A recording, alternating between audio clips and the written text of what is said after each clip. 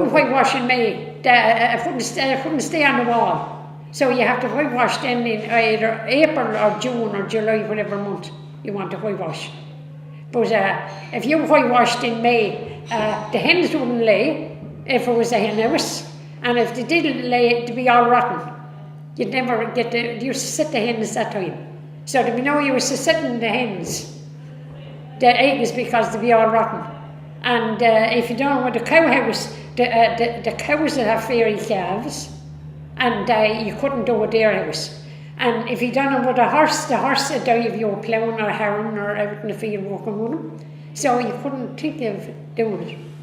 No, you could work April, this is the best month.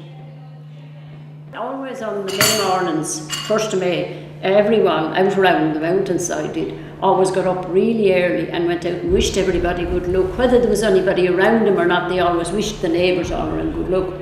But if you went that morning, then you always went to any farmers or anybody that had cows or any kind of stock or anything, and you wished them all good luck. But if there was a churn there, you had to catch it and give it so many dashes of the dash or the turnover or whatever it was, for to wish them good luck, because if not, you took the luck of the butter with you. You didn't churn on the 1st of May because the fairies would take the butter and the butter would never turn into butter.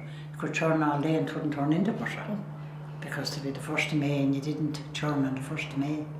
If a neighbour called, you'd have to give them a go at the churn, because if not, they could spirit away some of your butter, you know.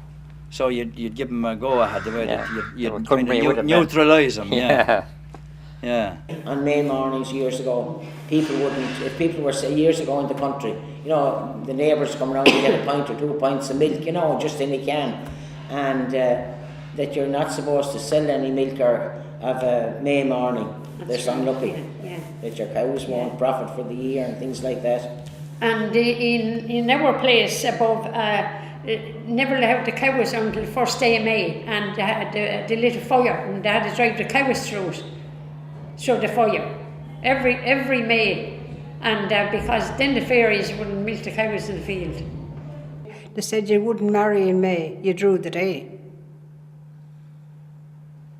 That's all I don't know, like, if there's any, but that was a saying, like, if you got married, you would have no luck. Things wouldn't go right anyway. That you don't take the paintbrush in your hand in May to do anything. Well, no, you never whitewash in May. No, 1st of May, isn't it? From the 1st of May till the 1st of June. You don't whitewash in May, you whitewash all your luck away. God, I don't know, I've seen people doing it. And then I've seen that, and if I make never any even difference. think of that, but I know a woman, oh my God, and 5 years down the line, if something was to happen in that woman's house, she couldn't have better luck. I seen her whitewashing in May. She'd go back and she'd point back to that. Yeah, that, so she couldn't have it. I seen her whitewashing in May, and that would be her belief. And May morning the girls used to go out and they get the dew off the grass and they wash their face with it, and they'd have lovely complexion for the following year. The whiter you wear that time the better. Now you have to be all brown, but that time you had to be lovely and white. But people collected the first drop of rain and they made the purse. There was a cure in that. The first drop of rain. Did you ever hear that? Yeah. We used to keep that in the bottle, and there was a cure in it, yeah. You went into the fryers had the tran water, and you shook that over the, went out with the bottle and shook it over the potato crop. Farmers. Yeah, farmers did. Farmers did it now more than. Yeah, it was a worm. The tran was a worm. You see, would eat into the potato. Yeah. So the fryers used to give you the holy water, like. That's right. Yeah. And so you'd shake it on the potato crop. Yeah.